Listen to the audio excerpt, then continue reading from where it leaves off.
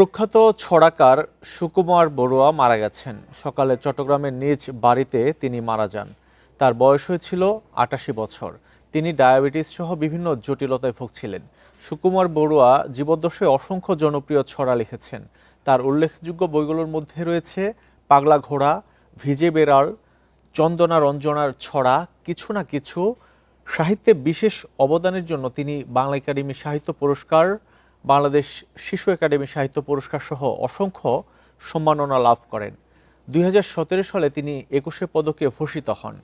১৯৬২ সালে তিনি ঢাকা বিশ্ববিদ্যালয়ে চতুর্থ শ্রেণীর কর্মচারী হিসেবে কর্মজীবন শুরু করেন।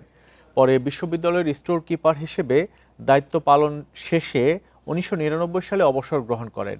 সুকুমার বড়ুয়ার জন্ম ১৯৩৮ সালের ৫ জানুয়ারি।